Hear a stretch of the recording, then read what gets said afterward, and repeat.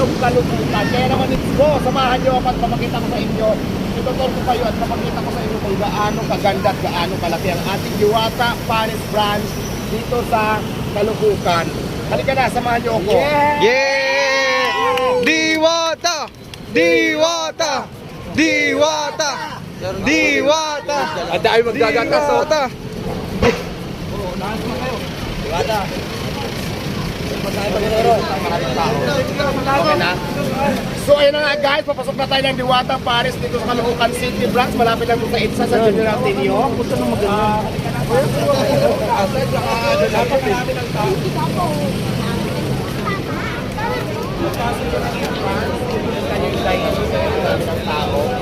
At pupuntahan natin yung dito kasi mayroon second floor. Meron sa taas, pupuno na dito sa baba, pwede kayong umakyat doon sa second floor. Kaya naman puntahan na natin at ikutin natin kung gaano dito maganda at gaano dito sa ating bahay.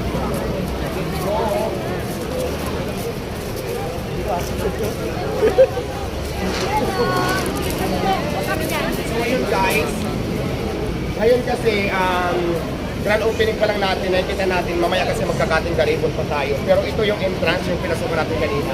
At ito naman yung dining. At syempre, ito yung ating order. Ito yung ating mga malilinis na stainless na kung saan pinapatungan natin ng kanin at saka sabaw. At pag mag-order naman kayo as usual, pagka-Diwata branch, mayroon na talaga siyang POS. Nandito, pili natin ito kayo mag-order. May dalawang POS dito na kung saan dito kayo mag-order. At ang ating mga menu dito ay makikita natin dyan sa ating board nandito sa taas. At ito naman yung mga nilalagay natin ng mga ulam na binibita natin. At syempre papasukin natin ngayon ang ating kitchen. Dito tayo dumaan. Dito po, David. Ito ang kitchen natin guys.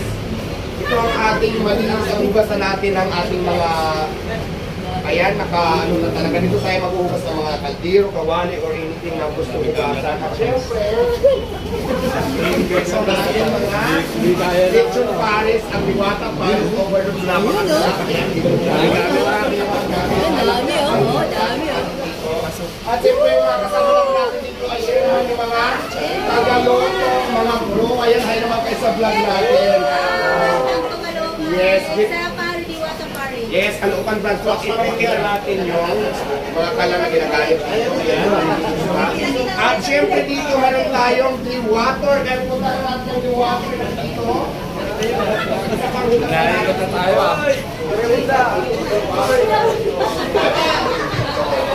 Ang ganda dito guys, kasi nagsusubusan dito na talaga. Pwede ka lang lumabas dito. May exit din dito. At syempre, pupunta naman ngayon tayo sa second floor. Let's go! Itutur ko kayo. Second floor. Second floor na tayo. Dati ni Jomar eh, nawala si Jomar eh.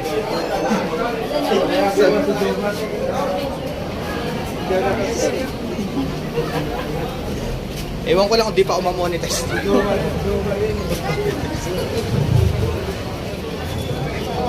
Ay, sorry. At ngayong guys, papunta naman tayo sa second floor at titingnan natin kung ano ang second floor at gaano ito maganda. Let's go! May hagdanan tayo. Ayan! Ito ang ating second floor. Napakagandang overlooking. Kitang-kita ang ating kitang-kita ang EDSA guys. Ayan, kung lang dito pa kumakain. Kita mo lang yung labas. Yung kahabaan ng EDSA yan, di ba? Dito tayo sa second floor, guys. Ayan, no?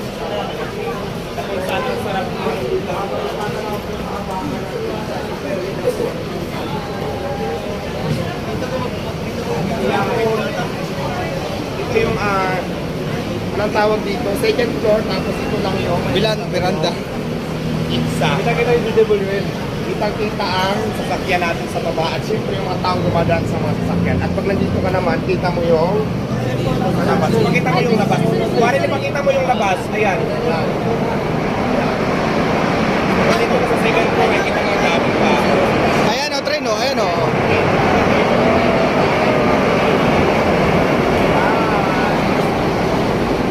Bakit yung masasakyan yung pagdaan ng piso?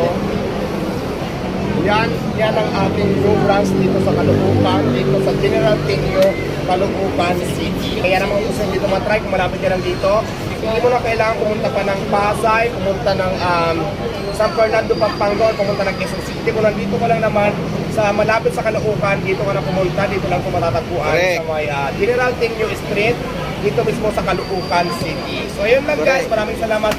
Please like, follow, and share ang nag-isang Diwata Paris. Bye! Diwata!